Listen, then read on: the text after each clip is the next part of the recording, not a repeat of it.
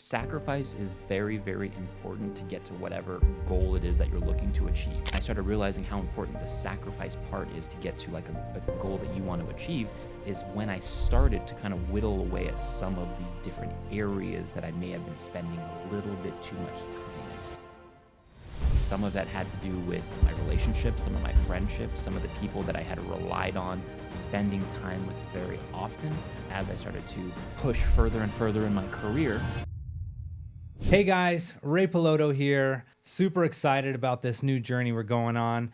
I've been racing, I've been instructing, and now we're moving into owning an insurance agency. So join me on this journey. We're gonna be going over mindset. We're still gonna be talking about cars. We're gonna be going into some men's health and maybe some other topics that seem fun. I hope you guys join us on this journey. Hit that subscribe button, and we look forward to sharing the journey with you. Hello and welcome. My name is Ray Piloto. I'm a former race car driver and racing instructor turned insurance specialist. I am the owner of RPM Agency, and I am joined by a very good friend of mine, Mario Escobedo, today, who is a mortgage specialist. Mario's been a part of the mortgage industry for many years. He has a award for fastest closer award with a UWM? Yeah. And a groundbreaker award, and not to mention all those happy customers that he has helped along the way. So we're going to be covering a lot of stuff today, Mario. Mentors, values, men's health, and of course, a mortgage market update. Let's get started with, tell me about yourself. Well, first, thank you for the amazing introduction, by the way. That was very enthusiastic, and I appreciate all the accolades that you shared with everyone. But yeah, we're a local mortgage broker here in the Las Vegas and Henderson community. My family mortgage brokerage has been owned and operated here in town for over 30 years. We have been in the Las Vegas and Henderson community almost exclusively, throughout the state of Nevada, like I said, for a very, very long time.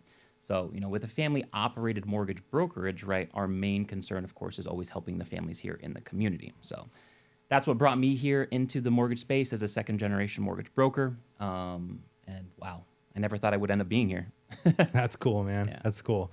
I mean, I think I remember you telling me before that your family was kind of in the mortgage world for years before. Long time, man, since 1993, actually. So That's basically crazy. since I was a little kid. So Yeah. So you've just always known something about it. grew up in it, Yeah. was always around it, spent all of my time as a kid, if I was not playing sports or at school, in title companies and lenders' offices and my mom's company. That's our life. You know what I mean? That's what we did all of the time. So yeah, that's like every kid's dream. yeah, No, I'm just kidding. it certainly wasn't mine in the Yeah, beginning. no, Let me for tell you, sure. it That's a certainly tough- was not. Totally. I mean, that's not like an exciting thing initially, right? It's as you get older, you realize how cool and important it is, and how it's a big part of our economy. Yeah. It's a big part of just how the world works. I wish I would have realized it earlier, to be perfectly honest with you. Yeah? Yeah. It's one thing, actually, when I was younger that I almost promised myself that I would try to stray away from as much as possible. I actually started in the mortgage industry right out of high school. So like in 2004 is when I first started working for my mom's mortgage company full-time as what we would call like a mortgage assistant. And I was with her until 2007, right during that very, very crazy time in the real estate market. And even then, I still didn't realize kind of what I had at my fingertips and what I was doing. I was just doing it, right? Yeah. And then leaving the mortgage industry back then, coming back to it here, which has almost been 8 years ago, man. I can't believe how fast that time has flown by. But yeah, I wish it was something I had realized earlier, because it would have allowed me an opportunity to help more families sooner. You know what I mean? Yeah, So, 100%. Yeah, I totally get that, man. That's Totally. awesome. Throughout the years, and you've learned a lot of stuff. Has there been anybody specifically like mentors in general or mentors online that you've had that, kind of stuck out to you? yeah, that's one thing on my end that I kind of try to pursue very regularly, only because, like I said, I am second generation in the business, and I actually still actively work with my main mentor, who is my mother. But as somebody, again, that's second generation in a business like the mortgage industry and real estate space, which is very, very dynamic, I like to get multiple views and perspectives on things, right? I don't always want to drink from the same faucet all of the time. If there's other views and opinions that, I can learn from, may benefit me professionally.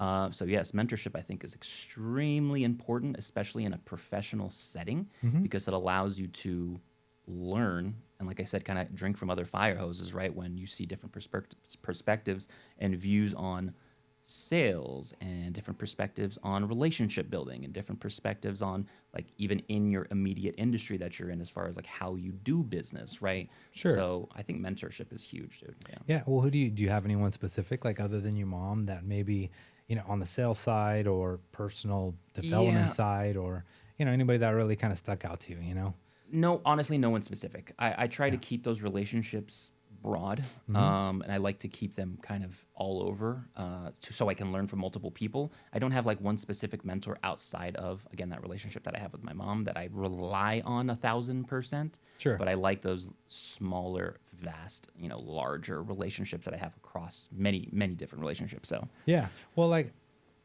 for example, I don't have like a specific mentor that I work with or I call, or, I can like, chat up here and there. But I look at a lot of the guys like online. I kind of, have over time picked certain okay, people I see where you're getting at. that, Yeah. I've mentored, that I consider them a mentor. I mean, Yeah. they're giving out so much information, and I've taken it and I've ran with it. You know what I mean? 1,000,000%. Yeah. And like to the point where like, I think it was, Gary V had said something one time that stuck out to me, and this was years ago, and because of that, I just stopped following him. He was like, his goal is just like, hey man, I want you to go work, like get it, you don't need to be listening to everything I'm saying all the time. Just go work. And, that to me was a big moment. And if I can attribute some change in my life, it was that. It was like, man, stop like sitting there reading every audiobook and, listening to every podcast and just like go work. Like kind of like an analysis paralysis type totally deal, just man. get to it. Like the process kind of will unravel as you move along. Yeah. And, so to me, like that was a moment where I feel like, he mentored me. He didn't know he was mentoring me, but he did, I wonder how many people he's done that for. Man. That's what I If you mean. can actually put a number to it, it'd be like in the millions probably. Totally. So like people like that maybe just like,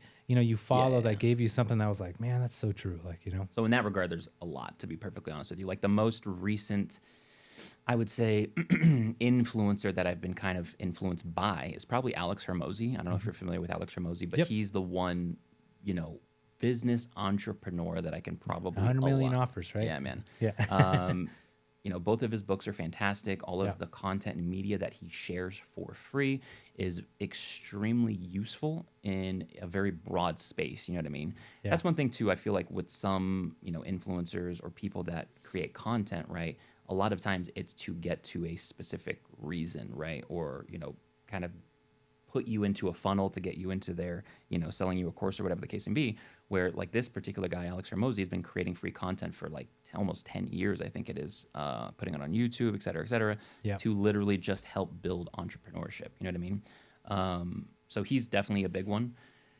In my, before I came back to the mortgage world, I was in more very, very strict sales roles. I was actually a regional manager and sales trainer for Tesla before I came back into the mortgage world. I had done that for 3 years prior. Yeah. And when you're in that type of world, it's very, very, again, you're like honing and doing very sales specific things, especially when you're training sales. And at that time, and still to this day, I was very, very, always very interested in Jordan Belfort. So I'm sure obviously everyone's familiar with Jordan Belfort, with the Wolf of Wall Street, the whole 9 yards.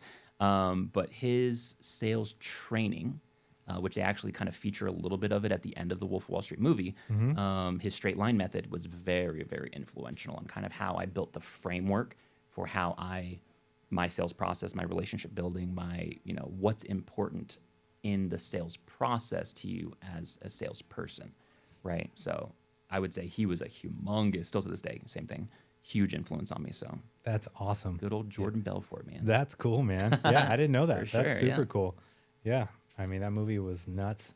What does it, sell me this pen or whatever? Like the sell me the pen is like the easy one. His like when he goes into like the straight line method of how he like actually funnels a client of his through a conversation, an initial conversation, because I think especially in our respective fields, right? You're in the insurance space, I'm in the mortgage space. Sure.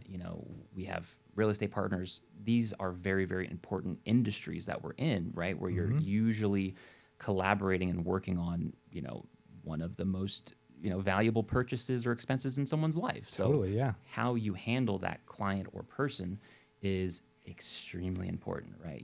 You only have so many opportunities to build that relationship with someone, kind of wow that client, and build that, most importantly, that trust with somebody. So Totally. yeah, I learned a lot of that from him. 100%. Yeah. I mean, you're supplying houses for people and I'm protecting them, like that's kind of Yeah, like man.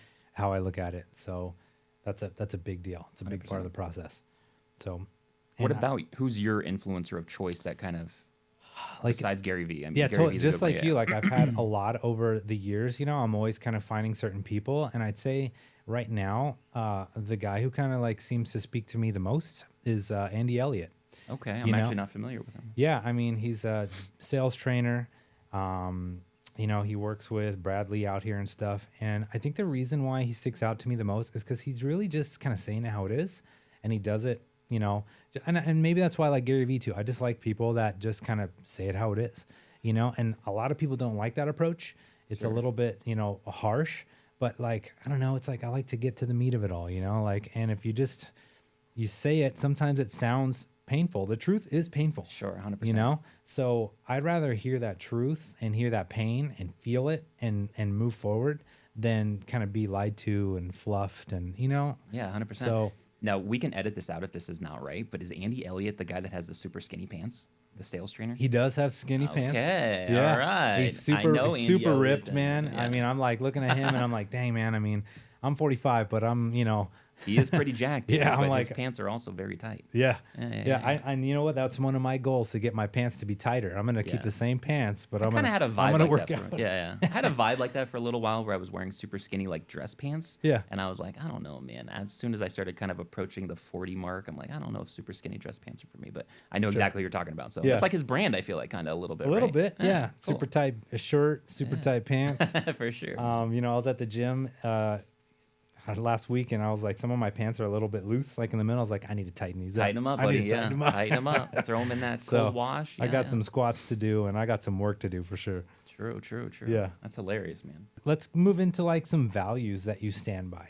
Sure. Like, are there specific, I know we've talked about a couple things, specifically like who you partner with matters. I know you have some sayings like that. But is there any specific values you stand by just in life and in business? Like, I know those are kind of different sometimes. So There's definitely difference, I feel like, in maybe like how you approach them, but I feel like the values kind of cross over for one of another, to each other. Because in business, again, much like, because my relationship with my family is so ingrained in my business and has always been, so maybe that might be why it crosses over or carries over a lot to me. But, family, trust, I'm very, very big on transparency in business. That's one thing that I always communicate with my clients, especially when I very, very first meet them, is the importance of transparency, which I also carry over to my family as well. Like, the one thing I feel like in family too that we don't do enough is be transparent with each other and kind of just let us know, let me know what's going on. Otherwise, I cannot help you. You know what I mean? If somebody needs help or if you're upset or whatever the case may be. So like even with my wife too, we're very, very open books with each other as much as possible, to have that transparency, to be able to fix problems, right? Yeah.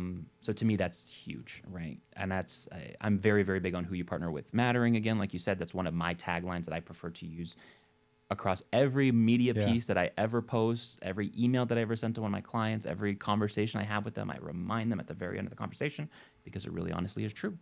Depending on who you partner with is going to literally dictate the amount of success or even you achieving success at all.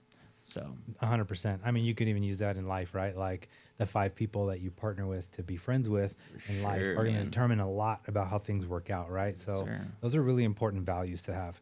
And I'm with you on the family thing. That's kind of my number one. I kind of see it as like a hierarchy of like, values. Like you got family first. That's kind of, I mean, you could even say above that, there's probably God, right? You got like that, at least for me. 100%. And then you got family. That would be kind of the first in this physical world that I would put in my hierarchy of values. And then, your purpose and, being useful. Like those are kind of important things to me, man. You said it, man. And that's one thing I feel like when I was a younger person, whether it was me as a friend or a significant other or whatever, or a business person, because I was in the business world very, very young. I relied too much on trying to be happy all the time instead of being useful all the time, right? So that was Yeah. one thing that I made sure this last, I want to say maybe 5 or 6 years, that instead of always wanting to be happy or wondering, man, why am I not happy? Blah, blah, blah, just being useful. And then that inevitably is what brought just happiness, consistent happiness, right? So crazy, Yeah, huh? that's crazy that you said that, man. Yeah. I've actually, really Yeah. relied on that philosophy for the last several years. So Totally. Well, it's something that I realized too, like being in motorsports, racing cars, you spend a lot of time, I don't want to say chasing happiness, but you're chasing a win, you're working on this, but you're not necessarily being useful. Like Right. when it comes down to it, you have these weird, like meditative moments when you're in a race car. I when you're believe it. when you're super in the zone. Like if I could explain to somebody what it would be like, it's like you're sitting on top of a mountain in Tibet and you're in like the deepest meditative moment ever. Like there's not one sound or thought or anything that's like your thoughts get so clear. That's what it's like in a race car. Right. Every one of your senses is taken up. You got, your hearing is being blasted with race car sounds and tires, and Right. you're feeling every single thing, because at that speed, the little slightest movement in the car, you're like, oh, what was it? What was that? Yeah, man. You're touching your brakes a little bit here and there to make sure they're still working when you're coming on the front straight. Like you're doing all Right. there's a lot going on, but when you get in that rhythm, you have these moments of like clarity where you're like, man, this is crazy. I'm like here risking my life. I'm feeling great, right? The adrenaline is great. The moment of being connected to everything is amazing. Right. But at the same time, I have these thoughts of like, well, I'm not really making a difference. I'm just like pushing some pedals and turning some wheels. Like, Right. I'm not really doing anything that's like of service to others. Sure. Or, because, you end a race and it's like, Kind of servicing yourself. you're servicing yourself. So chasing that happiness, like Yeah. you were saying. And when the race is over and you go back home and all that feeling wears off, you're like, then you feel a little unfulfilled, right? And once I realized it was just me not helping people, like being more useful, because sometimes I'd look at the guys that were working, like the crew guys, right? And I'm Yeah. like, man, how do they do that? Like, how do they just like come and they just do all this work and they look so satisfied though. Right. They're more peaceful, and Right. I'm like up and down. I'm like pissed, or I'm excited, or I'm like this, and they're just like, man, it's just something we got to do. And and I feel like that comes down to because they're actually being useful. They're like working. They're doing right, something to help somebody else, right? And I was not. And so those are some of the things that I realized. Okay, maybe this is like not the end for me. I still love driving cars. I'm Right, still right, going right, to right. continue to do that, but how do I add that element of helping others, right? Yeah. And so that's where I'm at now. The driving the car thing sounds like physically and emotionally exhaustive too. It is. Yeah. 100%. When we coach people, right? If we get somebody that's never been in a race car before, or even done like a real track right. experience, they have a 10-minute mark. At 10 minutes, their focus starts to fall off, and most people are like, they don't believe me, right? Right. I get car guides all the time. They're like, nah, man, I could be out there for all day, and then we get them in the car, and 10 minutes later, they're making all these mistakes because you've never focused for that long and concentrated that hard for that amount of time. Really? You just won't be able to do it. That's like if I sat somebody down to meditate for 30 minutes, right? Would they be able to just sit there and not have one other thought fleet in and to carry them away? No, Right. they wouldn't. They would be totally carried away. It's the same thing in a car, except believe you're it. being forced to concentrate. So what happens is your brain starts to shut down a little bit, and you just kind of start making mistakes. You you're like your distance and your awareness of everything starts to kind of like shrink down. You get exhausted.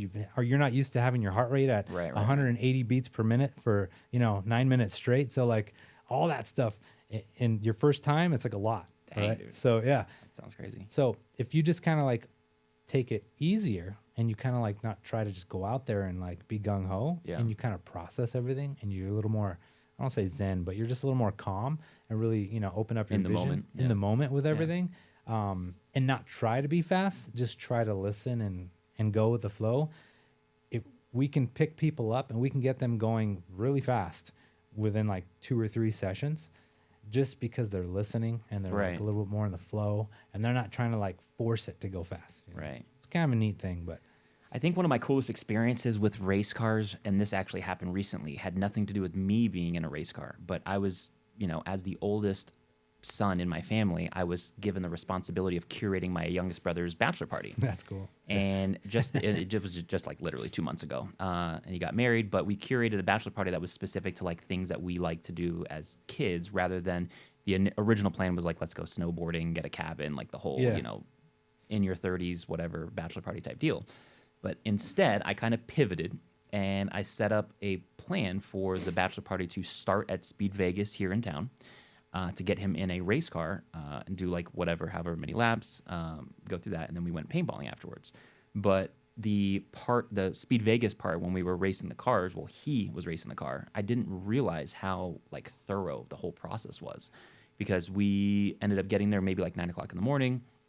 He had to take like a 45-minute course at Speed Vegas to actually be able to get in the car, to be able to drive the actual vehicle that he was going to drive. It was like a Porsche 991. And we had a buddy of ours there that was actually he's like the co-pilot. Shout out Baby Jesus, by the way. He's the co-pilot there at Speed Vegas. Mike Hayes. Mike Hayes. Okay, perfect. Yeah. That's literally all I know him as is Baby Jesus. So That's awesome. that's hilarious.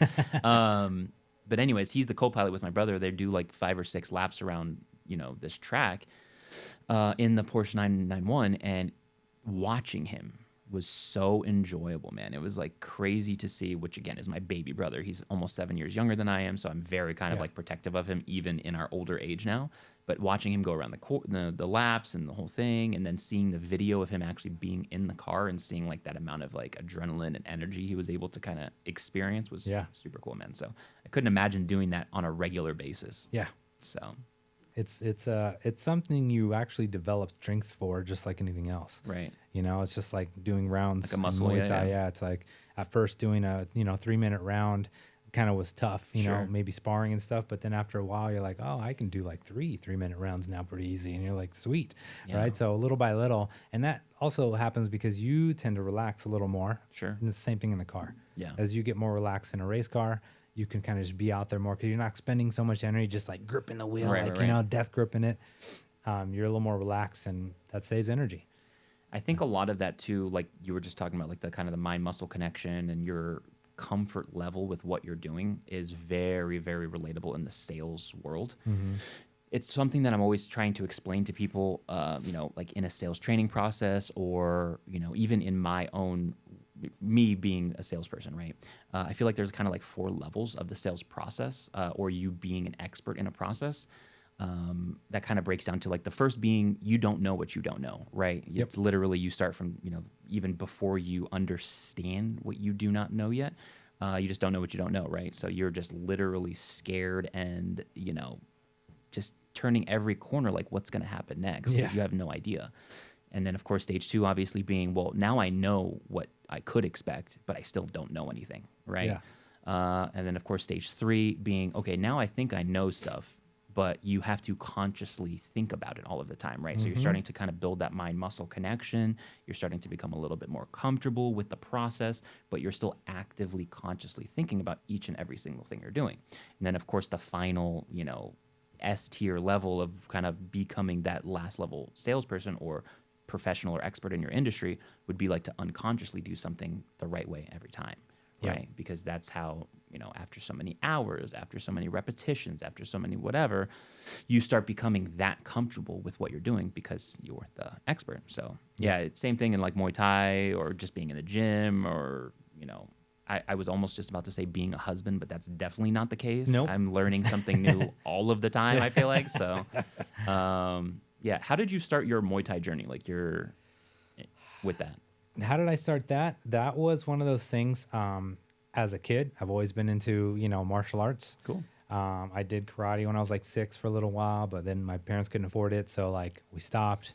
Then probably in my 20s when I was in college, I did I tried Kung Fu for a little while. And that was really fun, because it was super like at that time, you're still in your 20s, Kung Fu's super cool. I loved the Ninja Turtles growing up. Like, it was like, Kung Fu's awesome, man. It was cool learning all the different forms and stuff. But in reality, as I got older, and then the rise of UFC and just watching combat sports grow. Yeah. And then you realize like, there's only a couple types of combat sports that really work, and you're like, oh, okay. Like the Kung Fu guys didn't do that well and, fighting other people. So the Muay Thai guys were I always thought were badass. And of course, the grappling, the jiu-jitsu guys, and just seeing all that kind of unfold. And I was like, that's what kind of got me started. And I was like, it was either jiu-jitsu or Muay Thai. And when I found Pinto Muay Thai, I went there and I was like, yep, this is what I'm going to do. Right. This is it. Like there was no question. You just like, knew, dude. Yeah. Yeah. I want to learn like striking and that kind of fighting. I didn't really want to be like rolling around on a mat necessarily. Like as a beginner, now that I know some striking, I would be more interested in learning some grappling, but Right. I just want to learn that first. I just felt like that was more important. Yeah, You know? 100%. You've never done any jujitsu? Mm-mm. Yeah. No. Me neither, actually, surprisingly so. There's something about having like a super sweaty dude on top of me all the time that I'm just not very interested in, I feel like. But Yeah. I definitely should try it. I feel like I have all of my Muay Thai, friends and colleagues. They're always telling me like jujitsu is like kind of a must type of. I feel the same way. I think it's one of those things like if you are, if you're actually in an altercation and you're standing up and you're fighting, but you end up on the ground, like that's where the discipline changes, right? Right. So you don't just feel like you're just an immediate goner if you're on the ground? No, not necessarily. Okay. I don't. Okay. But I do think that in reality, like if you're in an altercation and you don't know exactly who's around or, who's going to do what, being on the ground is not really the best place to be. You don't want to be on the ground. Yeah. Like I grew up in like, in Granada Hills area. And before that, when I was younger, I lived in North Hollywood. Okay. And when I was in North Hollywood, when I went to Lancashire Elementary School, there was a fight every day. If not, I fought at least once a week. And not like I wow. didn't get in a fight. Like I had to defend myself or you have to fight. That's unfortunate, man. That's crazy. But that's just the way it was. And you never wanted to end up on the ground. Like Yeah. I learned that in elementary school. Yeah. Like, like if you end up on the ground, just some random people might just come up and kick you. Some random kid like who's just angry that day or just looking to like have fun or what. It was just weird, man. But now that I think about it, it's like so weird. But that's how it was, And I grew up with similar like circumstances, saying stuff. That's why I'm always like, stay away from the ground, whatever do not you do. Get on the ground. Yeah, I know. And I hear that conversation a lot too. Like, oh, it's gonna end up on the ground. I was like, well, I don't know. I grew up and I got beat up a lot and I fought a lot and you didn't want to be on the ground. Definitely. That was not something you wanted. That's where people would kick stuff and just for no reason. Like, they weren't even a part of the altercation. They'll just throw a kick in. Right. That's funny. How long have you been doing Muay Thai, practicing Muay Thai? It's been, it's almost a year now. Oh, it just passed a year. Okay. What stage or what part of that 4-part process do you feel like you're in? Are you still like unconsciously, are you like starting to figure it out a little bit, or are you starting to build like the muscle memory a little bit? I was going every day that I could go for like, I would say like 9 months straight. Okay. And then some, like sometimes I would do 2 a days and like that kind of stuff. Yeah. So, because some of the guys would be a little bit surprised that, of what I could do for not being there a year. Right. And I think it's just time in, time out, right? It's like same thing with race cars. Mm-hmm. Like you can be racing for 10 years or you can be racing for 2 years, but you could be in the car every day. You're going to have way more like seat time than a guy who's been racing for 10 years who the reps, man. Yeah. Once a month. It's not the time, it's the reps. Yeah. Totally. Yeah. So that's how I feel. I just did a lot of reps and I did it outside there too. When I wasn't there, I was also working on it at home or at the gym or whatever, just working on technique. So I would say I'm still in between that 3 and 4. I'm definitely not in the super unconscious stage. I'm thinking about my footwork. I'm thinking about positioning, where my head's at, stuff like that. Yeah. So you're in the thinking stage. Yeah, I'm protecting myself. I'll do something and I'll realize, I did that a little bit off. Like I could get blasted right there, like. Yeah. I feel like my experience was very, very much the same with Muay Thai because for the last, how old am I now? I'm going to be 38 this summer. Okay. So I have been working out regularly since I was 16, played baseball growing up, whatever, but, lifting weights and all that stuff since I was 16. So 22 years, I feel like I've been in and out of like just regular gyms in some capacity. Mm-hmm. And I want to say like the last 3 years or so, my last hurrah with being in a gym all of the time very seriously was this last, in like 2017 and 18, I had started doing powerlifting. And you know what I mean? Like, awesome. Like right around the time I was like 31, 32. And it wasn't the best time to start powerlifting because I feel like at that point, I was always fast twitch muscle, like always fast twitch muscle, sports, blah, blah, blah. Mm-hmm. And with powerlifting, it has nothing to do with fast twitch muscle because you're literally doing 1 repetition to a maximum lift, right? So it was completely counterintuitive. I gained like 20 pounds doing powerlifting. It was a terrible experience as far as a physical appearance of it. Yeah. But you get super strong. But I was just so burnt out with it, dude. And I'm just like, okay, this can't last forever. I can't continue doing this. And I was like, I miss my fast twitch muscles, right? Mm-hmm. After COVID, and we were finally able to go back to the gym. That's when I made the decision. I'm like, I am 1,000,000% going to try to do something back more athletically with fast twitch muscles, and I really, really want to do martial arts. So I have a very good friend of mine that actually referred me to a local Muay Thai gym here in town, which I think has been here the longest of any Muay Thai gyms, which is One Kicks Gym. Shout out Master Nick. That graciously took me in as a complete noob, dude. Like I had done, karate in the past, grew up doing karate, boxing, what have you. But as far as just the discipline of Muay Thai and kickboxing, absolute noob, dude. And I didn't realize how just noob I was in general with like footwork when it comes to, which is the most important. So I was lucky enough at One Kicks to have two extremely like legit professional Muay Thai kickboxer fighters. My friend that referred me there, her husband, Josh Shepard, phenomenal coach, professional Muay Thai fighter. And then one of our coaches for the gym and also professional Muay Thai fighter, Anthony Njokwani, who his brother Chidi Njokwani is actually currently in the UFC, was another one of my trainers. So I was kind of like thrown in the fire at this place, like literally attending the fighter training in the mornings at like 10 a.m. as like the dude that literally knew nothing. Also, too, I feel like you can maybe attest to this when you don't know anything in a martial arts or like combat setting and you might be a little tough, it's worse.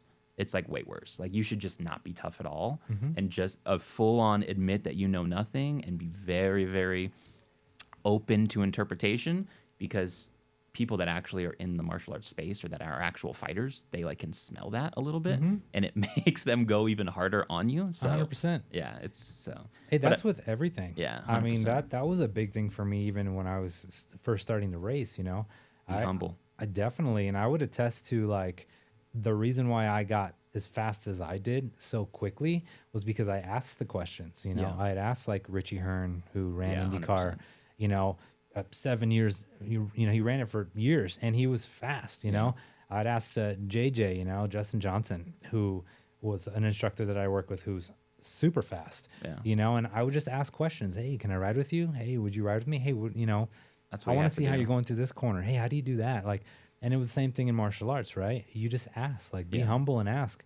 And usually, most people are super excited to like teach you, and 100%. Like give you, guidance, and and everyone wants to like help somebody come up, right? So, and that's why I feel like when I went to that gym as well, I wanted to learn, but I knew that I didn't have enough time to catch up to anywhere close to where I wanted to be. So in order to do that, I had to put in more repetitions, like what we were talking about. Yeah. So I would go to these classes, man. I would take like these, like I said, 9 a.m., 10 a.m. fighter classes, and then I would do these private one-on-one sessions afterwards or before or on the weekend or whatever to kind of set myself up for success as fast as possible, because I knew, again, the more repetitions I put in, the better. There's just not enough time in the day to be able to just, work out. So the more you focus on putting those repetitions in and working with experts, I feel like that can kind of bring you up to speed faster. Yep. Anytime that you can do that, man, is always the best. 100%. Yep, I agree. I did that too, a few privates, and every time I did a private, I was like, dang, man, I learned so much about myself, in a private, and then like explain what a private is, though, just so people understand. Like a private's where you and the instructor are together, either working pads, just one-on-one, one-on-one, working pads, working on specific stuff that has to do with you. Maybe it's something you're doing, footwork, positioning, even just technique on how you're throwing a punch, throwing an elbow, whatever.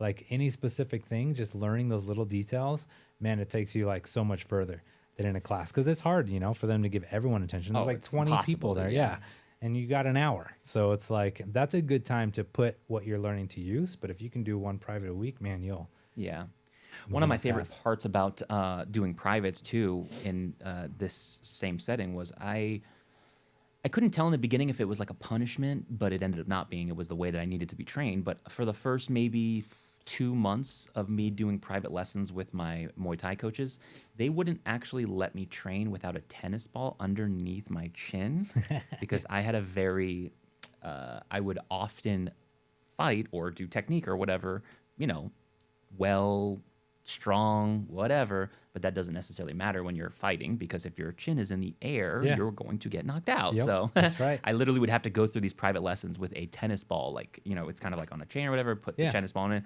and everything I did, I had to keep the tennis ball under my chin. It was hilarious, dude. That's awesome. It was a little hazy, I feel like, but it was part of the process Yeah. of what I needed to do, because again, it kind of built that muscle memory to whatever you do not pick your chin up. Yeah. You know what I mean? So yeah, it was a good learning lesson for sure. Yeah, and it's tough to do when you're moving around. But I do it to this day. That's I'm awesome. kind of that guy too at like home, and my wife will actually appreciate this if she sees this, where like I'll just be randomly shadow boxing for no reason, like I downstairs. think it's every guy. Like when we're making dinner, or like I'll do like kind of like Hey, phantom. closing the fridge with your knee. Yeah, dude. Yeah, She's like totally. brushing her teeth. I'll kind of like do phantom kicks on her leg, and Yeah. she's like, "What is wrong with you? Like, can you stop, please?" And I'm just like, "I can't. I actually can't stop." So Yeah, yeah, I'm that guy, unfortunately. that's awesome, man. Yeah. Well, let's. How do you think that kind of goes in with men's health? I feel like at our age these days, 30s, 40s, you have a family, kids, whatever. You start to fall into like these routines, right? Where you start to give up a lot of yourself, like who you used to be, Yeah. for other people. And I think it's just kind of a part of who we are as guys to sacrifice ourselves, if you Sure. will, like our time and our anything that we can to make sure it, to help especially our spouses and kids and that kind of stuff, to the detriment to ourselves. Sometimes we'll, lose Sure. friendships because guys aren't super good at communicating and planning, right? So Say that again, man. yeah, for so sure. sometimes we have a hard time, keeping those relationships going. And so then over time, we just end up kind of, alone. 100%. Right? Yeah. Yeah. So Sorry, I have to interrupt. No worries. It's still recording, so you guys. You're, you're good. good. You're good. Ooh, let me take a quick sip from here. Yep. Go for it. But you're leading me into some good stuff right here. Yeah. Yeah. So, as a guy, and in this world, especially in the Western world today, with the values and the way we're supposed to live and how we're supposed to be, right? And I say that loosely because everyone's got different Sure. ideas. Your different interpretation of But it. in general, right, a good guy who's doing everything he can for his family and trying to do the best he can and work and 100%, provide yeah. and do all that stuff. In general, that guy tends to lose himself a little bit in doing all that and forgets like the relationships he had with his buddies and like, that kind of stuff, right? Yeah. Because something has to give, right? You can't do everything. You can't be hanging out with your friends every weekend and be a good father or a good husband or right? So, what are your thoughts on like how do you keep yourself feeling like good, happy, fulfilled? I had to learn several years ago that, this is for me, myself, that sacrifice is very, very important to get to whatever goal it is that you're looking to achieve. So me personally, I do not have any, my wife and I don't have kids. So, we are dog parents, right? We do not have any kids of our own. We have I have two nephews. I have a niece that we're very, very close with. They live in another state, but we try to spend as much time with them as we can, but no kids. Both of my younger brothers don't have kids yet. So, we are in a position to where that time that we have available isn't being tied up into kids. So what else do you do at the time? Okay. Sure. So a lot of times when, in the past or whatever, you kind of try to fill that time with other either activity or, hanging out with the friends, so on and so forth. Me, when I started realizing how important the sacrifice part is to get to like a goal that you want to achieve, is when I started to kind of whittle away at some of these different areas that I may have been spending a little bit too much time in, right? So for me, I feel like sacrifice is super important. For me, exactly, some of that had to do with my relationships, some of my friendships, some of the people that I had relied on spending time with very often. Unfortunately, I didn't get to spend as much time with because as I started to push further and further in my career, right, again, that time became very valuable. So Did you find it hard to relate to some of your friends that you used to hang out with as well as you kind of moved along? a lot of times I feel like if they don't come with you, it's very, very hard to bring them along. You know what I mean? A lot of times, and that's not just because of maybe where they're at in life or where you're at in life. It's just a kind of a mindset thing, right? I have some very, very close personal friends of mine that, trust me, I have tried a few different times to even bring them along or, get them into some sort of like encouragement to at least kind of match. Not to say that I'm in a position to be, whatever, but yeah, it's just difficult, man, because unless you're on the same wavelength as people a lot of the time, you're not able to enjoy time together. You know what I mean? Because, me exactly. If I'm sitting at, a party with buddies or at a bar with friends, half the time I'm on my phone and I know that my time is not being spent, as valuably as where it needs to be, right? So just that alone, right, is a problem. So yeah, sometimes I feel like life moves on, relationships move on, and if you're not kind of growing with people, you'll grow away from people a lot of times. So Yeah. I've gotten to this point where I feel like I realized as you start growing as a person and you are on a path, right? You're like, you see that, hey, I want to like climb this mountain. I want to go this way. I want more out of life or, Sure. Whatever it is that your values are, all those things. As you go that direction, there's like a point where you're like in limbo, where you're just kind of alone because you lose all those old friends, but you don't have any new ones. So like there's a point in there, and I call it that, like that entrepreneurial, limbo, as far as relationships go, where you're just like, man, the people I want to hang out with, I'm not there yet at all. Right. And then the people that like, I used to hang out with, like, they're just going to hold me back or drag me down or waste time. Right. And you hate to say that, but like, that is the truth. If there's something you want to accomplish, like if Einstein just went and partied all the time, he wouldn't have did anything. Yeah. Right. Like all that kind of stuff. Like he had a mission, right? He had a vision and he went to go do it. And he did it. And so like when you're on that journey, you have a vision, you're on a mission, it gets a little bit difficult in that middle part. Yeah. When you're alone sometimes. 100%. Yeah. So, for me, for example, like your kids don't fully quite get what you're going through. They don't understand. They're kids, they don't understand like what you're doing to like just be there for them and spend time with them and like, the money you have to, all this. They don't understand any of that stuff. Right. So you're sacrificing all that. You're doing all that. Yeah. Your wife, you want to be there for her. You want to do all that stuff. You want to support her. You want to surprise her. You got all this stuff that you want to do. And then there's just like your own soul that needs some things too. 100%. Yeah. Right. So, that's the men's health part that gets difficult to navigate for a lot of guys, I think. Yeah. And I personally think the easiest thing that you can do, the first fix would be just like physical fitness. Right. I think you release a lot of good, just hope and joy when you're working out, hitting pads or getting that good workout in. There's something about it that feels just like it realigns you a little bit. But I also think there's friendships. I think that is important. Yeah. Making those new connections with people that are where you want to be. They're aligned with what your kind of current goals or kind of current direction is. Yeah. 100%. 100%. And that may be daunting for some people.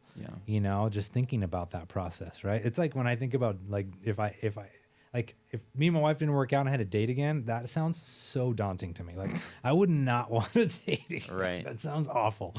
How would you date? Like I don't even know. That's what I mean. Like yeah. that's not even like a thought I even put. Yeah. I don't even think about that. I don't put any effort. I've heard there's like apps for dating now. It's like crazy. It's the weirdest. Yeah, that's all sounds weird to me. But but yeah, recharging your batteries, man. That's 100%. So, totally. And guys, I do think need other guys. Yeah. Like just to do guy things. Yeah. Like the bummer part about it is I feel like you have to be intentional with your, interactions and relationship building as an adult male. Yeah. Or maybe, this could be the same for a woman or whatever. But being intentional with like how you build relationships, how you set up activities or whatever. To be perfectly honest with you, this is probably something that might be exclusive to me, but I defer the majority of my social activities to my wife. So like anything that I'm going to do, if I'm socially interacting with people for fun, a lot of times it's because of something she set up. It's a house party that we have at our house. It's an event that we have, dinner that we Sure. She's phenomenal with that stuff, and I defer to her for I'm it. with you on that. Yeah. Well, because they're good planners. Right? She's so good at it. She's like a professional. Yeah. A professional. I don't know. I don't want to say partier, but she's just social interactions are definitely her jam. But But for me, I realized that, as I got a little bit older too, like you have to be super intentional with making friendships. Like how you and I even met. Like we met through or at a party of our friends', just close friends. What was like birthday? I think it was Michelle's birthday. And we just ran into each other. We realized that we had one or two things in common, and then that's kind of who we hung out with the rest of the party. It was just us, right? Because I'm not going around mingling and like kind of which I should be probably, but I mean, I have to be very intentional with my relationships. You know what I mean? So Yeah, me too. I agree. And as I go through this journey, and I build this agency, it's really important for me to and I said it to you when we were working out. I was like, it's really hard at this point in my life to hang out with people if we're not like either training together, making money together, or it's gotta align in some way like that, because it'll sound bad to some people, but I just don't do funsies anymore. Like I don't hang out for funsies. I mean, if you want to come to my house on a Saturday for a UFC, we will 100% hang out for funsies. But other than that, no, not really. Yeah, I agree, 100%. So no funsies. I know, man. It's unfortunate, but there was a time for that. I know I had plenty of fun back in the day doing whatever I did with all of my friends, and they're great memories. But unfortunately, to get to the next stage of where you want to get in life, and with me again serving our community and making sure that we're as expert as possible in our field of choice, super duper important. So, should we close that? Yeah, I was thinking that too. She said he's gonna come back, and I don't want to interrupt the camera. It won't affect the audio. Oh, okay, cool. Unless you're nervous about being watched, which there's the last one. Yeah, I was gonna say, we've been watched the whole time, bro. I am not. I'm pretty good with it. So that's hilarious, dude. Yeah. Awesome, man. Well, we can keep going then. Yeah, that was a really good topic, like the whole gym thing for sure. Those would be good clips too. Yeah, totally. Dude, I'm getting a little nervous about the skinny pant thing. I kind of went a little hard on that, I feel like. No, man. He even said something. He doesn't give a shit. Right. Like, no, he does not care at all. It's hilarious, dude. No, he's on a mission, bro. Just like, like that's the thing, is it's something that you got to think about too. As your social media grows and you become a bigger person in the community, you're going to hear that same I got to get some engagement going, so we got to get some views, bro. Yeah, you're going to have people on there like, dude, what is up with this? Or why does he have... 100%, yeah. You're going to have it. So I feel like at that point, that's a good sign. That just means like you are affecting people, and... As long as people are talking about you, man. If you got haters, you're doing something wrong. Exactly. You need more. Yeah. Well... 100%.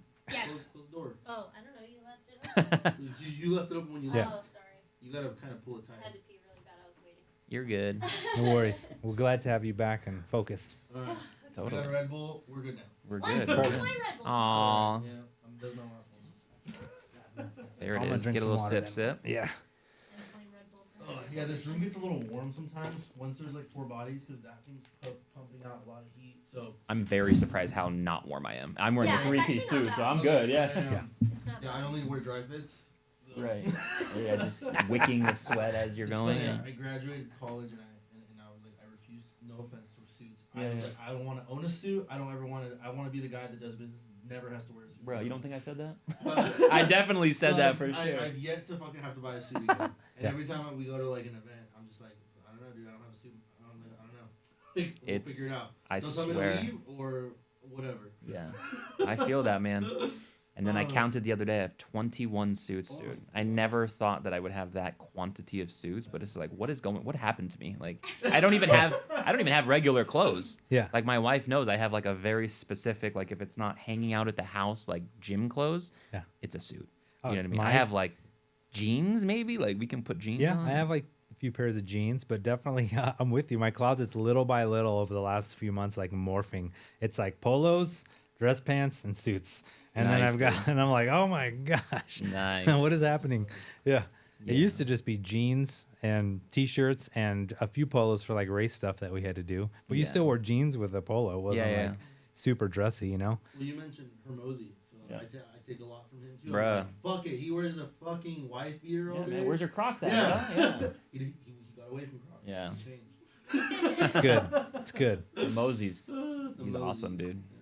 2 things I want to add to your guys' podcast. Yes. We always talk about hockey. I see you have a Golden Knights pin on. I Talk love about hockey. Silver Knights. Yeah. And just like being a hockey dad and Yeah. like maybe the culture of hockey. Yeah. Things like that. Bring it a little local. Yeah. I like that. And then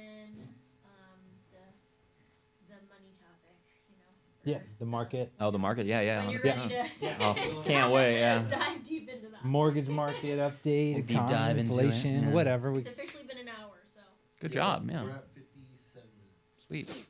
Awesome. Um, Yeah, let's dive right into hockey, man. Like so you're a hockey dad, is that right? I am a hockey dad. Okay. Yes, and because of and it wasn't because of the Golden Knights actually. Okay. So Which we'll talk about. yeah, which we'll talk about.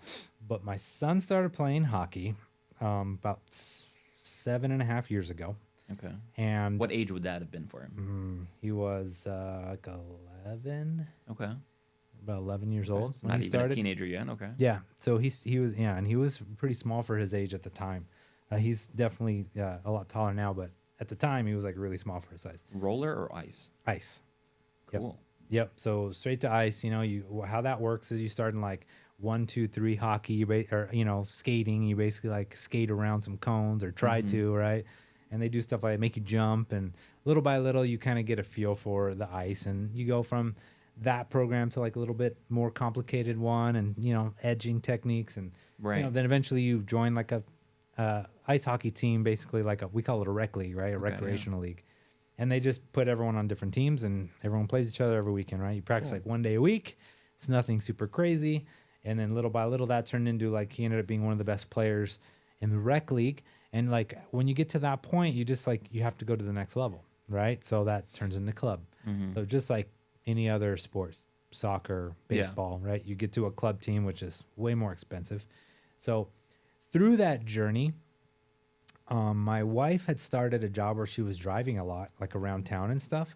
And she went from working in the nightclubs to, where she, was always busy, lots of conversation, lots of like social time, to, working basically in her car, driving around. And so, just from instead of being lonely, she started listening to talk radio. Yeah, 100%. And she started listening to like NHL radio and that, and then she got like super hooked on like the hockey thing. Really? Yeah. So she actually is the real like she's Golden the advocate Knights for the fan. hockey, Yeah, okay. and she knows so much. Like she's not just Golden Knights. She knows about all the players. Really? And like their wives and how many kids their wives had, their names of their kids, where they were going, where they went to college. Like she like learns. Like she knows like way more information than I would have ever thought. She's super into it. The wives are so good at that, man. They can just drill down like Oh they my God, will. Yeah. Yeah, so she, I would say, is a real like a real hockey fan. Sweet, cool. Golden Knights as well, but a hockey fan in general. Cool. I think she likes the whole sport of it.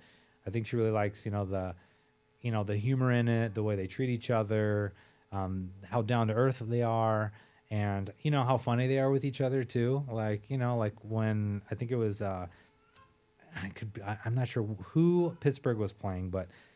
They hated Sidney Crosby. I think it was Philadelphia. Yeah. And so when they were coming into play in Philadelphia, and they put Sidney Crosby's face in all the urinals, so everyone was peeing on his face. Oh, that's funny, dude. Yeah, like that's only something that would happen in hockey. Yeah. Like NFL wouldn't do it. You know what I mean? Basketball wouldn't do it. Like that's funny stuff, and that's the kind of stuff they do. They're just funny like that. Hockey's just a fun sport, man. Totally. Fun story about hockey, though, real quick, because this is, as we're talking about hockey, I'm just thinking about this. So when I was younger, the Mighty Ducks was the movie. Like that was me and my 2 younger brothers. We were like super Mighty Ducks fans. However, I was a baseball purist. So, top love for basketball. That would be my preference of sport if I like could have chosen, if I was 6'6" or whatever. But baseball purist, played baseball my whole life, et cetera, et cetera.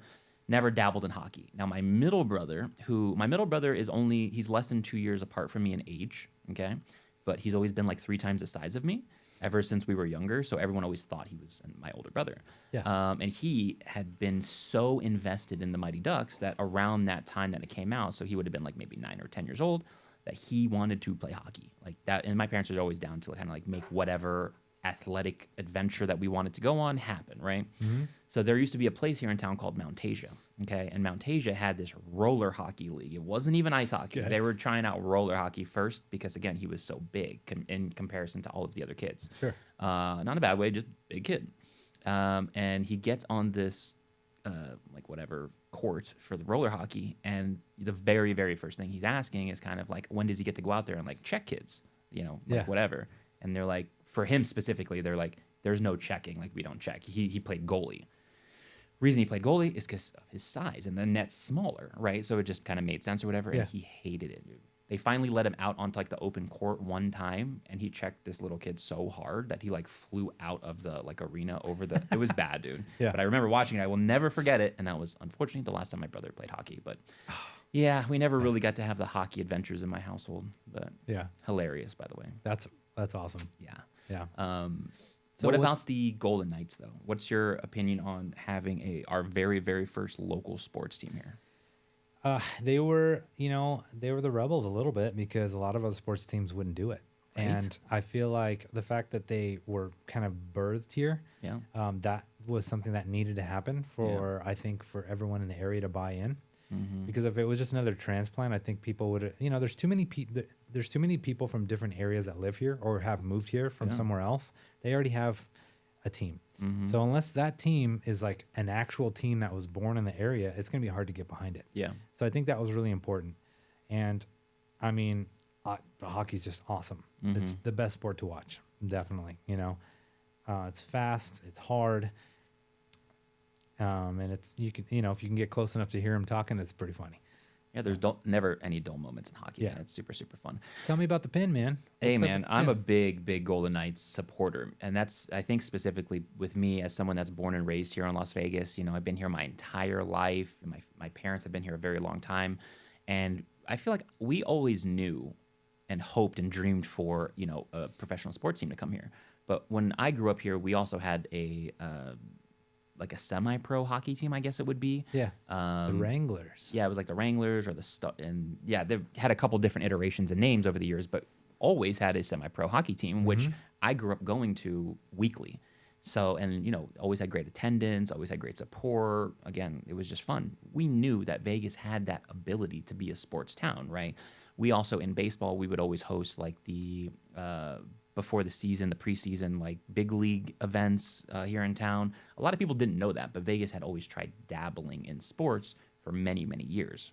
But as soon as the Knights came in, especially in a time when we needed the Knights and we needed the community to kind of like bind together in October of 2017, it was, cemented from then and there that was like our team. Yeah. Not just like in a sports sense, but that was the team that I feel like Las Vegas identified with as its community. You know what I mean? So, yeah, man, regardless of like the sports side of things or how well they're doing, again, Stanley Cup champions, but it's just more of representing the community and kind of like who we are here in Las Vegas. So Yeah. They were like part of they stood up with us, right? crazy, man. Or put their arms around us like as a community when we needed it most. You know what I mean? So, yeah, go Knights, man. Go Knights, go for sure. Yeah. That's awesome. Yeah, I need a drink. totally.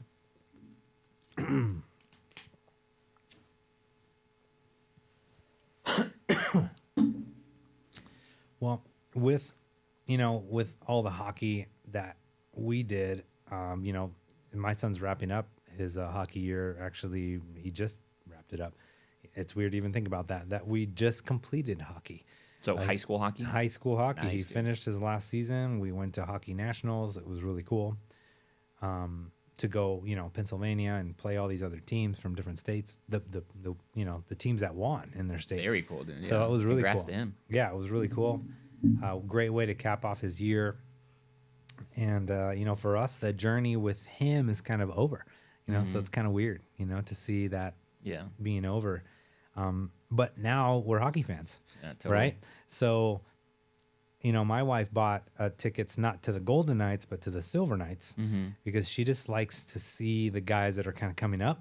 Yeah, She likes man. kind of that part of it, that grind, that little hustle that they have to be performing every night because Yeah. they're trying to move up. So she's real serious about it. She's then. serious. Yeah, Okay. Yeah. she's serious. That's awesome. Yeah. Yeah. Henderson, man. Silver Knights, Red and Henderson. It's crazy that we have another team like that, even just so close to just our immediate neighborhoods that we live in. It's pretty crazy. Yeah, that's super crazy. I mean, it's crazy that our economy's grown to that, that point where Yeah. we can just have those types of teams now, just in that close proximity, and they still sell and people are still going. Yeah. That's awesome, man. The local Las Vegas economy is something that I actually speak to with some of my clients when I'm having initial conversations with them and kind of explaining to them not just the process, of course, the mortgage side of things or the real estate process or whatever, but just explaining local economy and kind of what that means as far as expansion goes here in the city, what's coming, what's here, why are people moving here, what are the reasons that people want to live here. Because we have I feel like it's at least 5 or 10 years like trajectory, like looking out from what the city should look like because they're so open with, these buildings take a long time to build usually. So we'll know 3, 5, 7 years ahead of time what's coming.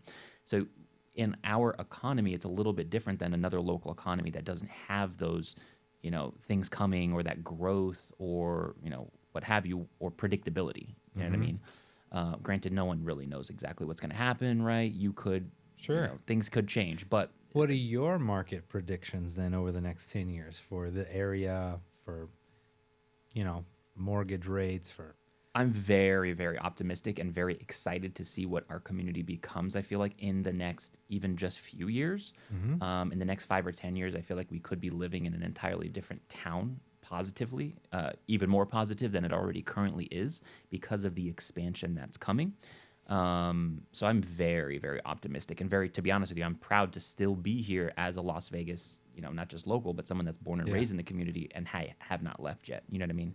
That's something people always ask me. They're like, you were born and raised there and you haven't left yet? I'm like, yeah, I know. Trust me. It's because almost all of my friends have at the very, very minimum left for college. You know what I mean? When you grow up here, usually you go one of 3 places. You either go to UNR, obviously UNLV being another, UNR, you go to ASU, or you go somewhere in California. Yeah.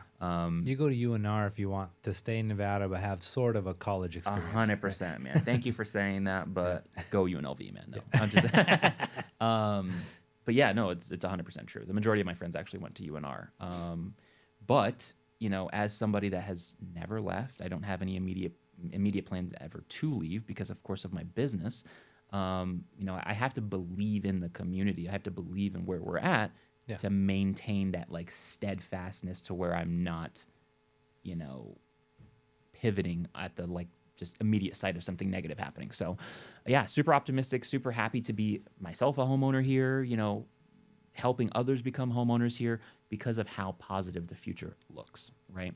That's not just with Las Vegas as a whole, but I do believe kind of where we're at right now, coming out of course, with the pandemic and what things look like in 2020 and 21, with, of course, the absolute lowest rock bottom interest rates that, because of the given circumstance we were at, then moving into in 2022, 23, and now in 24, we're in the, higher than average interest rate market and environment that we've seen in the last, 20, 30 years.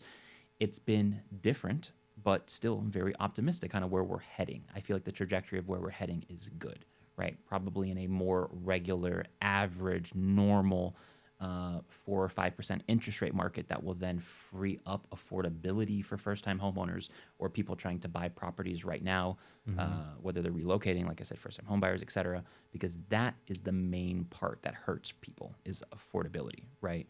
Interest rates suck when they're high, 100%. Sure. Me as your mortgage lender, mortgage partner, no one can speak to that more than I can, but luckily you have an ability to, as a homeowner, improve on that interest rate, on that mortgage term, on the whatever it is that you want to do with that mortgage when the time allows it to happen, when time and circumstance allows.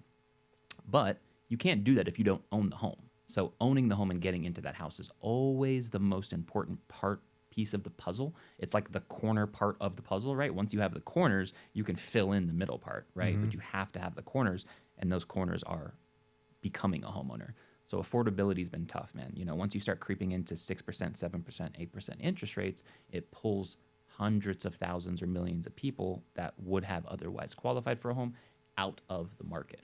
Yeah. So, as that starts to cool down, it's a very, very positive thing for the housing market. So, I mean, do you foresee the prices going up as well? Well, prices are a whole different conversation where, again, I like to defer pricing usually to my real estate partners because they're the ones that can speak to pricing and they're the experts on market and pricing and whatever. But there's, something very, very important that doesn't get talked about enough, I don't feel like, in the real estate space, and that's just supply and demand, right? When we don't have the inventory for people to be able to purchase the homes that they want to purchase, that supply is then increased price-wise, because there's just not enough of it to go around. So, again, for those of us that are home owners, that is phenomenal. For those of us that are not, it's not so great. That's why you want to start at least, having these conversations and kind of building that muscle, mind muscle connection to, okay, well, how do I become a homeowner? Yeah. What How am do I I get able- there? Exactly. What do I got to So, do? What's my credit got to look like? regardless of the circumstance or the, market that we're in or whatever other excuse that you can come up with, you want to know what is possible. So, but yeah, I'm very optimistic about it. I think it's, as interest rates come down, you will probably start seeing the market pick up speed even more, obviously, now because we have more people that can qualify. More people. We already have a lot of appetite and demand, right? Yep. You and I were talking about earlier, kind of just like the discourse in just general conversation in society with a lot of people talk about mortgages now, right? A lot of people Yeah. talk about real estate now. I don't know if I was just oblivious to it before or because I grew up in the mortgage world that I was deaf to it, but I feel like nowadays you hear it in regular conversation or, at the grocery store way more often. 100%. I think there's some truth to that. I think it's just that we are, exposed to so much more information now. Yeah. So people, before didn't understand real estate investing, but now you can follow 3 or 4 people and you can learn a whole lot real quick. Yeah, hopefully You not know, the wrong stuff either. Hopefully not the wrong stuff from the Yeah. wrong people. That's out there too, Yeah. right? You got the guys who posing with their Lambos and stuff like Sure. that they rented for the day. They And got to be back in an yeah, hour. and they're Yeah. 24 and they're multi-million-dollar real estate moguls that Right. in their mom's basement and stuff like that. So you do have a lot of that going on too, but in general, you find the right guys that are legitimate, you can learn so much. 100%. And I think that has created just more investors, more people 100%. out there like, well, I'm going to save some money and go buy something, or Yeah. I'm going to do some Airbnb arbitrage or whatever, like there's a lot more of that going on. Whereas before it was just more super niche. Like, I mean, 100%. Yeah. Yeah. I guess that's true because I was a extremely early adopter of the internet. So access to information, I feel like for me, I mean, I've always for the most part had, because what am I, 37? So I started, going on the internet when I was like 7 or 8, 9, you know what I mean? Like Yeah. in the mid 90s when it wasn't even like a thing really yet. So, Mm-hmm. As more people, of course, get more access to information, of course, we have social media, we have an ability to, do our own research or what have you. It's a great thing. You know what I mean? Access Mm-hmm. to information is fantastic, but it does have to be, you have to vet out who you're getting your information from. You have to make sure that, again, who you partner with matters, man. You have to know that the other person on the other end is setting you up for success, giving you the right education that you need as Sure. especially a first-time home buyer. To not totally. yeah, Or even an investor. If investor, it's your first time yeah. investing. A first-time like, investor, that might be equally as hard or, Yeah. not hard, but you need more education into, again, how do you become an investor? What does being an investor mean? What do my taxes look like after I become an investor? So on and so forth, right? There's a lot of nuance to it. But yeah, it's just, get your information from the right sources. And there's a lot of people, usually the people that have the best information are usually the ones willing to give it to you. They're willing to and open to helping because they want to see other people usually, achieve what they've achieved or have Totally. the opportunity to do what they've done. So Yeah. They're already there now. They just want to, help people out. yeah, they're usually not charging you for courses. Yeah. Yeah. Usually. Great. So what else? So in your space, so in the insurance space, right? What are you usually every day focusing on, kind of like from the rip when you're first waking up, and like how does your day start in the insurance space? Sure. That's definitely changed over the last few weeks. Okay. Initially it was just, answer the phones, making calls, we buy leads. So as Okay. soon as I buy leads and they come in, I call them right away. Like that was initially what I was doing a lot of, is, just being the sales guy. Yeah. But over the last couple weeks, I've been kind of transitioning. So, my sales window has kind of been smaller, and I've been more focused on recruiting. So Nice. that's kind of where I want to keep growing the recruiting window. Sure. And eventually, I probably won't do any sales, Sure.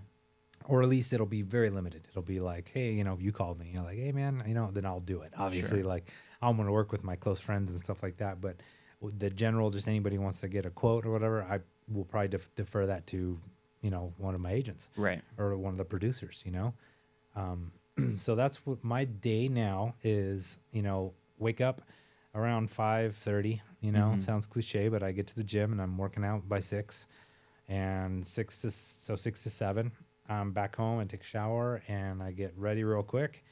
I'm out the door by 7:45. Let's go. Yep. You're doing the routine, dude. This is the routine. I Okay, get my okay. kids to school.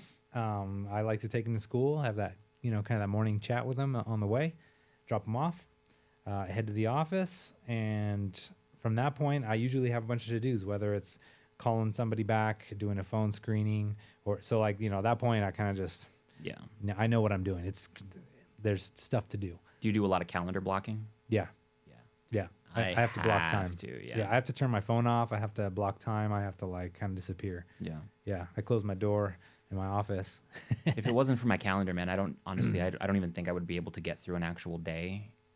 Definitely would have detrimental effect on with my wife, with my relationship, because if it's not on my calendar, if I don't know that something's coming up, and this is something that, again, my wife is not happy with anytime I forget to put something on a calendar, but if it's not on there, it's not happening. Like, you know what I mean? You Yep. have to be very, I feel like, intentional as a business owner or someone in the business world, regardless of the industry that you're in, like very intentional with your We're time. just all busy now, right? Like, I mean, it's just a busier society we live in right now, especially in the West. So if you're going to live out here and you're going to thrive out here financially and all that, and still have a good relationship, you're going to have to kind of learn how to manage your time and share a calendar. Do you Yeah. guys have a shared calendar?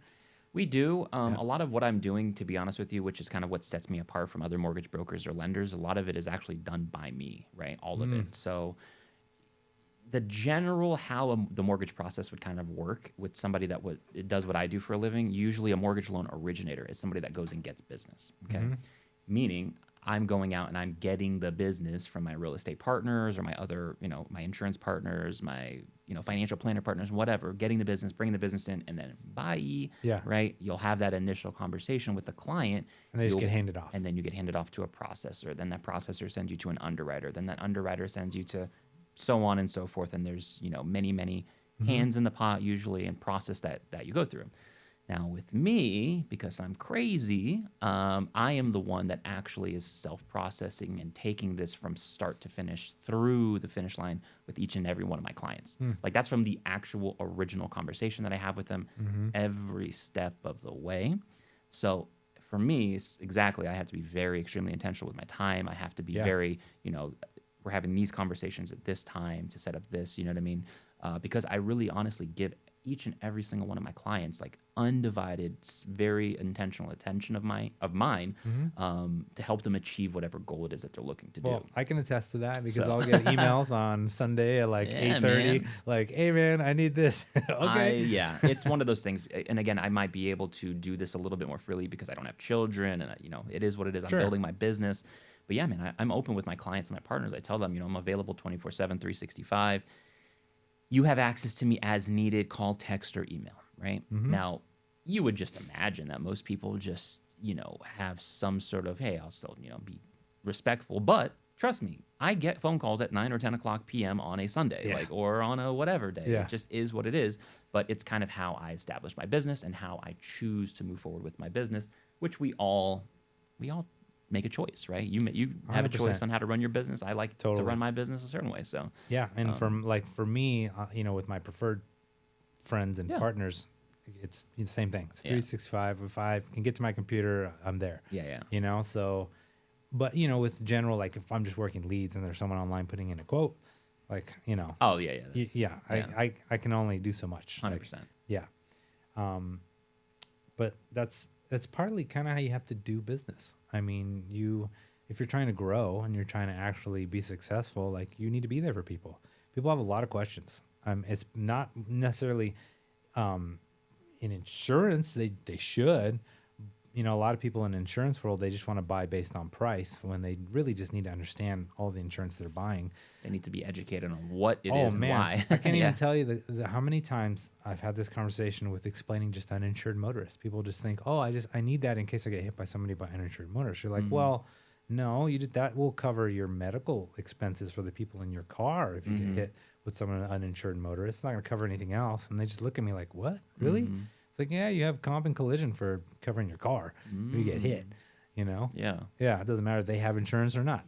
So they're talking about just using uninsured motorists as the coverage part, or Just people don't understand when they think of uninsured motorists, they think it's just uninsured motorists. Oh, okay, okay. Protection and Right. well, you're still protected even if they don't have insurance, right? The only thing that insurance company's not going to pay is they're not going to pay for your medical expenses for the people in your car.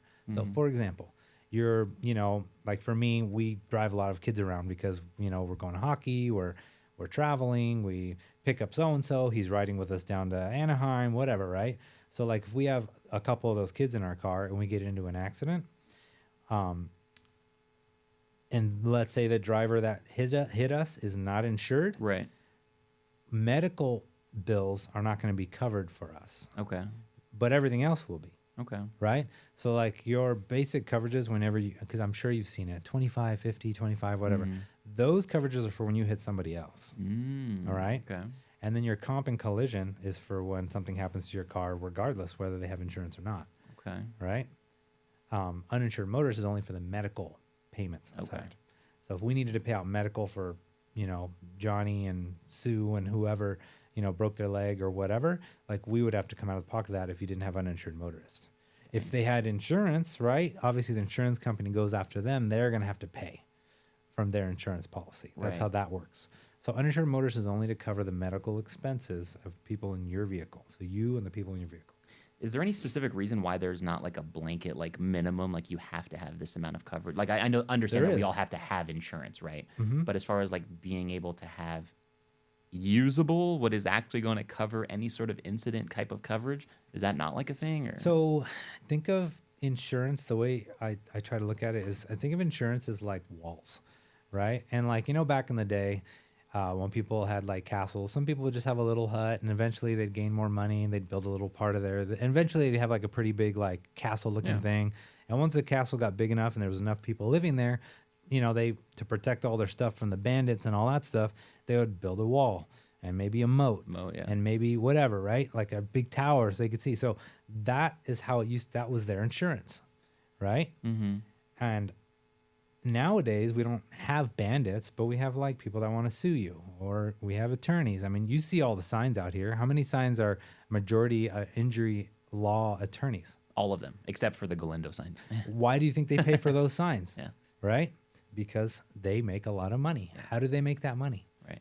They sue people to get the maximum off their insurance. So when you wonder why your insurance goes up, those are the reasons. Right. Right?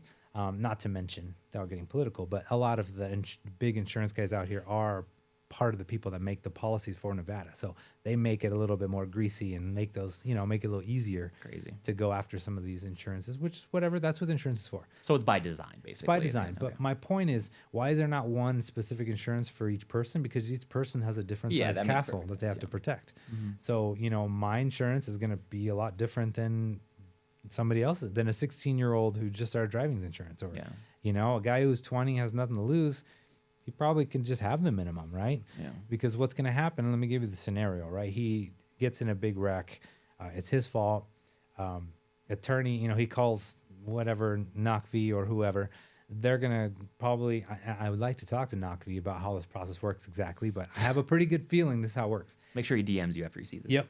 So they do an asset pool. They'll check all your assets, see what's out there, because it's easy to find, right? Mm-hmm. Someone can just do an asset pool on you, and your homes, all that stuff starts to come up.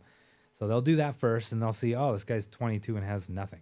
They're gonna be like, are we gonna spend the money? Nope, we're not gonna do it, right? If it's worth it. His insurance policies goes up to 50,000, whatever. Like, that's all you would get, right? Is it worth it? Like, they have to make that choice, right? So that's kind of how that works on that side. So if you're that age and you don't have really anything to protect, probably don't need a big wall, right? You don't need a lot of insurance. But if you have kids, you have a family, you're driving other kids around, you have a rental property, you got homes, like all of a sudden now you got to kind of like think about how you want to structure your insurance, because the walls are going to matter at that point. Because all that means is the bigger the walls are, the harder it is for that attorney to just get over and start taking stuff from your personal assets. Yeah. So the insurance is there to protect all that stuff.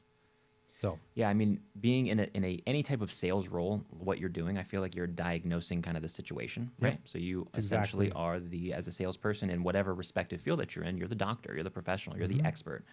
That's one thing when I, when I was doing sales training and kind of what I've always, kind of how built my philosophies and frameworks for sales is, after the introductions, after I have established, of course, who I am, what I do, and that I'm an expert in my field, the very, very next thing that I always want to do is be able to let you tell me what's going on so I can start diagnosing not only what needs to happen, but what do you already think you know? Like, tell me everything, I want you to tell me what's going on first, right? Because through that, kind of information gathering, as I'm asking questions, you will be able to then set up that person for success through what expectations that they have, right?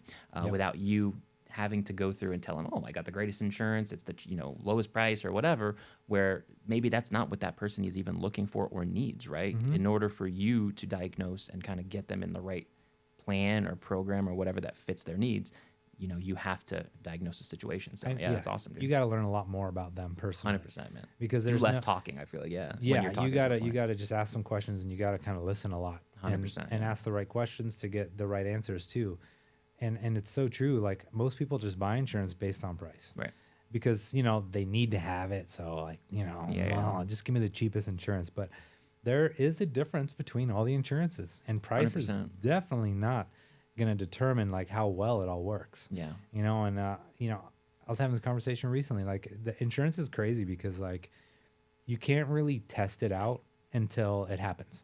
So it's like, you have to wait till it rains. Doesn't. Yeah, of course, you hope it doesn't happen, but it's going to happen. Yeah. It happens to everybody 100%. every day, all the time, right? Whether it's life insurance or, like, there's so many crazy stories about life insurance. I mean, from people having it to not buying it to getting it, the day before, like, crazy stuff, right? Yep. And, like, that stuff really happens all the time, and that changes lives. Yeah. So same thing with your auto insurance, your home policy. You probably have no idea exactly how your home policy is structured, and there are different ways to structure it, which means that you might not be covered the way you think you are. Yeah. So there's a little bit of learning, and then there's a little bit of, like, understanding what the people really need and structuring everything appropriately. And just being able to, use the insurance. Like, how do I use the insurance? I know that, like, I've had insurance partners in the past, and of course with you too. You always want to make sure that they contact you before submitting, whatever. Like, you want to be able to kind of diagnose, like, what exactly is happening. How can, and you wouldn't be able to do that because it is so easy these days just to go online, to get a quote, to get a policy, to get a mortgage, to get to get a real estate agent on whatever. But it's not about that. It's not about that exact cheapest, least expensive product that, again, you might not even be able to use. You know what I mean? Yep. No, there's always ways to make it cheaper. Yeah, right. You can, make the deductible super. There's ways we can adjust things to make it cheaper. Yeah. The problem is the coverages are going to change, right? It's going to be less coverage. So if you're buying just on price, you might fall victim to, like, I've had it before, have someone on the phone. When we put in your information to do a quote for you, like, your past cars or anything associated with your name and the address, and all that stuff pops up. And right next to it, it shows, like, if you have current insurance, it'll show us you have uninsured motorists, you have rental car coverage, you have all this stuff. We see all that stuff. So when I ask, I like to ask, like, hey, what do you have? What coverage do you have? Do you have rental car coverage? Do you have uninsured motorists? And then if it's not on there, they're like, yeah. And I was like, well, just so you know, you don't have it right now. Right. So, I know exactly what you have. Yeah. So this is my theory is this is what happened. They called that guy. They say, hey, my insurance, is too expensive. He's like, oh, let me see what I can do. And he goes in there and he just takes that stuff off. He's like, oh, here's your new quote. It's only this much money. That happens every day. Until you need to use it, and it's not there. Until you need to use it, and it's not there. So the thing is like, value and price are two different things. 1,000,000%. Yeah, like your phone. You don't buy your phone on price. You don't walk in, just give me the cheapest phone. No, you walk in and you're like, I want the iPhone, 27 with the whatever. Like, what would be the cheapest phone? Actually, I'm curious now that you said that. Like, I don't know. It's crazy, dude. There's got to be a flip phone or something. They still make Nokias, or I don't know, maybe. That's still a stock on the BlackBerry. New York Stock Exchange. Yeah, there you go. But yeah, no, 100%. And that's through on my end on the mortgage side of things too. Why I always talk about transparency is because I have that conversation with people so often with price and then, like, what's the true cost and value of kind of what you're getting, right? With me, full transparency on my end, I am from the very, very beginning of a relationship and conversation with someone, like, breaking down very specific, this is exactly what these costs will be, and you'll expect on this cash to close when you get ready to close, awesome. for this down payment, like full transparency, you know what I mean? Yeah. To allow them the ability to then, empower themselves. Go check it out. Go see if some, so on and so forth. Because again, we're always going to work with you and help you do the absolute very best with you. But in addition to that, during that conversation, they have to understand, again, who they're working with, right? Where does my value come from? Yep. What am I going to be doing for them? What does the process look like with me? Once I become a homeowner, once I finish my refinance, okay, then where are you after that? So there's a lot of things, too, that I have built in value propositions in addition to trying to always be the most competitive, the best price, whatever. Sure. Like you so want to be the best price. Of you course. have, yeah. You We wanna always try like to be the best price. but Exactly. in reality, like every insurance company is a business that Yeah. needs to, 100%. yeah, they have to stay solvent. They have to, You do everything you can to Yeah. be the best, aggressively priced, and you have your agency, Sure. right? It's smaller. It's you're doing your thing, and everything in your power to help somebody. You know what I mean? So And pay for what you get always holds true too. for sure. So like that never changes, So if you're just gonna get the cheapest insurance, then you're probably not gonna have very good, service or experience when something does happen. So Sure. yeah, there's a lot of that to it too. So Yeah, one of my big social media campaigns that I've been kind of harping on a lot lately over the last few months is just making yourself more than an application. You know what I mean? That's so important, I feel like, because especially in you my mean like an app, like a phone app, or No, making yourself more than just like a number or like a lead that comes into somebody. Gotcha. Because on my end, we deal with a lot of these big box, mortgage companies, online lenders, big depository banks where, a lot of times you're working with somebody that doesn't know you. They don't care about you. They don't know you. They Sure. don't want to know your situation. It's more of just a, this is what I can do, take it or leave it type of scenario. And if you don't take it, somebody else is going to, because there's Yeah. many, many calls that are waiting to be returned. You know what I mean? Yeah. So with us, that's, what I'm always trying to make sure people understand is making, don't make yourself victim of that. You know what I mean? It's great to kind of be proactive with shopping, obviously, and making sure that you're kind of vetting everything out the right way.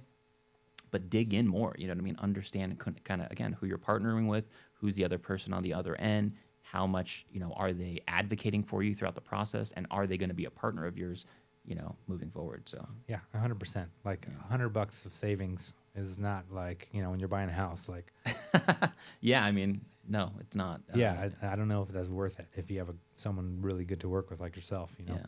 What is the craziest insurance story that you ever had, like that you've seen at least in the Craziest? Yeah. I mean, a lot of them are the life ones, There's some sad ones that have happened where it's like, you maybe didn't push hard enough to like, because, I really believe in life insurance, Sure. especially if you have someone that relies on you or your income, right? Like you have to have life insurance. Sure. Like, you need some protection there. Like that's a lot of eggs in one basket. You know what I mean? That I mean, it's one of those things is like when you don't have it and something happens, obviously, dude, God forbid, but it could really ruin like your life, and then it could change your life too at the same time. So it's like that's one of those things where, there's those sad stories where like didn't push quite enough. Like, man, it's $25 a month, like or whatever the policy we're working on, and it's like, and they're like, I'm gonna think about it, and then something happens, and they're like, like what do you do? Like, it's terrifying, there's man. nothing you can do. Yeah. I can't, backdate it or I can't do any of that. Like, so it's just that kind of stuff is sad. And then there's the really cool ones, where, the experience of being with a good agent and a good, a good provider like Farmers makes a big difference. It just 100%. makes like a terrible time really great. And the only examples I have that I can give you right now from that come to mind are like they had all those fires a year and a half ago or whatever that was up in like Nevada, California, that whole area. Well, Farmers, they just drove a big old like RV up there and basically set up camp. And, people are coming out of their homes and they're like, we don't have our IDs. We don't have anything like that. Our house just burned down, like, and they would just give them like $1,000, go stay at a hotel. Like, they were just there, Dang. just making it happen within like a day. They were there. Like those are the kinds of things that like you can't stress test until it's there. Yeah, like the 100%. support you're gonna have, and how easy it made a really really crappy time. They made it awesome. But yeah. Yeah. So those little things. I mean, there's so many stories from just that time that I Dang, could yeah, probably go that's- over, but just being there for Got to people. share those, man, because those are big. That's one thing too with me. Since I started doing social media for my business back in 2017 or 18, that I luckily kind of positioned myself to always be sharing like wins, because I want people, especially because we work with people in the community so often, to be able to see the wins. Okay, these are the first-time home buyers that that we're helping. This is the person that we funded that relocated here from across the country. This is the veteran that we helped that we funded that was currently actively deployed in Japan. Whatever the case may be. But I feel like sharing your wins, especially when you're a business owner and people can vet those wins out and actually see it, be a part of it almost, allows you to be taken that much more seriously, for you to have that much more, reputation in the community as, again, an expert. So I'm big on like sharing wins like that. So that's good. awesome. Yeah. Well, and I probably should do that more.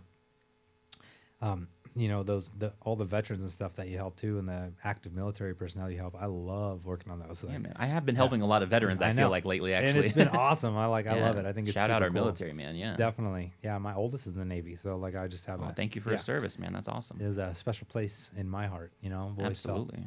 pretty strong about the U.S. So Yeah, that's one, I feel like, sector of, and again, there's many sectors in the mortgage space where like there's different, qualifying programs, people, but the veterans, man, that's one underserved market and sector of, especially the mortgage and real estate space, because it's so accessible, right? Because every, veteran, for the most part, that has, been discharged has VA entitlement, or every active duty military person, whatever the case may be, they have VA eligibility, right? Where a lot of them don't even actually know that or how to access it. But because you have VA eligibility, a lot of times lenders will snap that up real quick and want to put you in either a VA home loan that doesn't fit or make sense as best possible, right? It's always going to make sense, obviously. Home loan is the best, possible qualifying program you can have. But how is it done, right? Are you setting it up the right way?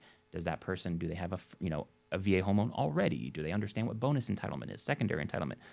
So when you have specialized loan products, you want to make sure that these people are being helped the right way and served properly. yeah, for their needs. 100%, man. Yeah, it's the same, man. Yeah. All of it. Good job, man. Diagnosing the situation, man. Yeah. Check the temperature for sure. Definitely. Awesome, man. That's good stuff. Yeah, I like that. Mario, it's been such a pleasure, man. It's been so fun having you on the podcast here today.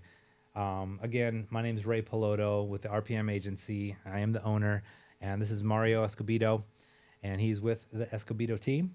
So if you're looking to find Mario, you can go to theescobedoteam.com or On all socials, no. Yeah, at the Escobedo team on all socials. That's Facebook, Instagram, TikTok, YouTube, etc. all over. I do have personal branded, which have been converted to business for Instagram and Facebook as well. Instagram, I think, is marioesco.loanofficer, and Facebook is mario.esco. So all of the socials. But yeah, again, your local mortgage experts, man. Who you're partnering with matters. So make sure you remember that. Awesome, man. Again, thanks again. Thanks for having me. Look forward to doing this again sometime. Absolutely, man. Thanks for having me. Hey guys, thanks for watching. We got a lot more fresh content coming soon. Like and subscribe for more.